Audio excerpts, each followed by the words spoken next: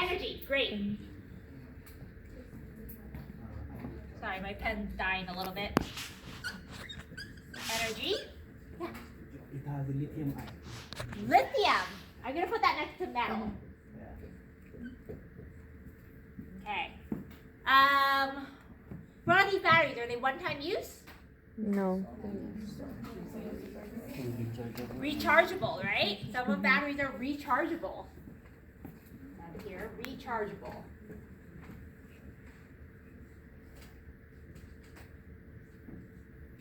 Definitely spelled that wrong. Okay. All right. So here's just a few words: positive, negative, circuit, electricity, metal, voltage, energy, rechargeable. Okay. Keep that in mind because we're going to find out that a cell, when we talk about a cell, it's going to behave a lot like a battery. It's going to have a lot of these similar characteristics. All right.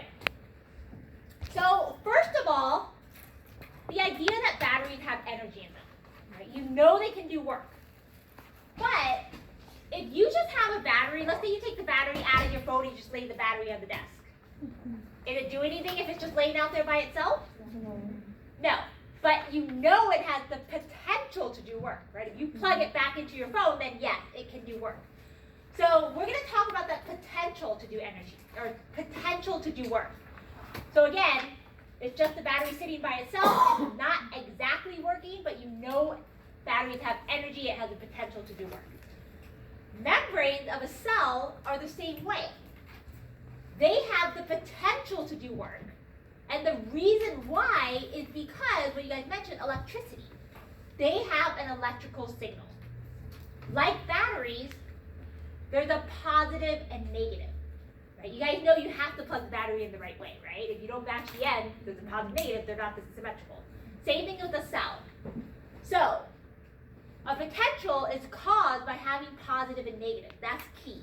So if you positives on one side, negatives on the other side, as long as there's a dividing barrier between the positive and negative, they're going to be kept separate, right? But if you were to take away this barrier or create holes in the barrier, what do you know is going to happen with the positive and negative? They're going to attract, right? They're going to move towards each other. And that's like the concept of circuit, right? They'll start moving towards each other. But as long as that barrier is there, they're not moving. They have the potential to move and attract, but they're not moving yet. Right? So we have this setup is a potential. There's a potential for the charges to move, but they're not moving right now. They're just staying put because there's a barrier or a divide. That's the equivalent of keeping a battery outside. When you plug the battery in, then it's like taking away this barrier. The positive and negatives attract, then the battery is going to work. All right? Okay, so let's see how a cell looks like this too. So again, as long as that line is there, you have the potential to do work, but you're not doing it yet. Okay, and that potential to do work, or the amount of work you can do, that's your volts, right? 9-volt battery, 3.7-volt battery. That's how much work you have the potential to do. Okay, a cell is very similar. Instead of the line, think of the membrane.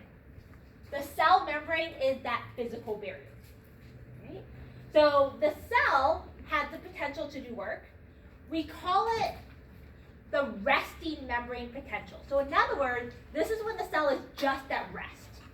It's not working yet, but it's going to have the potential to do work because we're going to look at these charges. It's abbreviated RMP. All right, if you were to look at a cell, there are also positive and negative charges. The positive charges come from an equilibrium potential of ion. In other words, this potential is due to different ions in and out of the cell. The two major ions we're going to talk about in this scenario are sodium and potassium. You might recall from chemistry, sodium by itself tends to naturally get a positive charge. So in the cell, there's naturally a high concentration of sodium outside the cell, so positive. Not that much sodium inside the cell. There's a channel for sodium, but the channel actually doesn't allow much sodium to come in. When the cell's at rest, most of the sodium actually just stays outside. So you keep a high concentration of sodium outside. The other charged ion that plays a role here is potassium. Potassium naturally has a high concentration inside the cell and a lower concentration outside the cell. Notice what charge does potassium have? Also positive. But here's the difference. The channel for potassium is actually very good at letting potassium flow at rest. So based on the fusion, potassium goes from high inside to low outside. You'll actually get a migration of potassium going outside. So what you end up having is more of an accumulation of positive charges outside the cell. So in the end, if you just look at the charges, we have more positives outside, leaving more negatives inside. Notice this is very similar to the picture we just saw before. Here's your barrier. Here's your side with positives. Here's your side with negative. So we've set up a potential. So what elements are, what molecules are negative inside the cell? The major negative molecule inside the cell is chlorine. Chlorine has a negative charge. Okay. Okay, but usually we don't show them when we're just generically doing our first pass of talking about the cell. If we go into more detail, we would show more chlorine ions on the inside. All right, so remember we could put a voltage amount to this, right? 9-volt battery, 3.7-volt battery. Of course, the cell is a lot smaller than those batteries. So when a cell, when we talk about voltage, we actually talk about millivolts. Remember, milli is 1,000 times smaller, right? And in fact, we say the cell at rest, for example, like an average neuron cell, has a negative 70 millivolt charge. And the negative is just talking about the negative. We talk about with inside with respect to outside. So that's the ability of the cell to do work, the potential of the cell. But again, as long as these charges are not combining, as long as this plasma membrane is still there and closed, we are only at a potential to do work. The cell is not physically working yet. So with all our cells accumulated, how much is our natural body voltage? Yeah, that's actually a good question, and one I don't have the answer to is when all of our cells, our charges are accumulated, all the negative 70, how much do we have like voltage-wise in our body? I actually don't know. But that was kind of the concept. If we could accumulate a lot of these charges, we could use it as like a little mini battery, right, to fuel things. But I'm not exactly sure at any given point in time, like if you were to accumulate, how much you would get.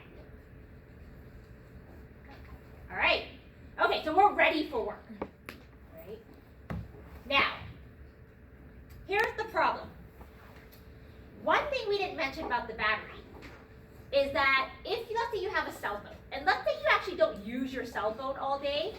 Let's say you started off with 100% battery in the morning, but you actually didn't use your cell phone.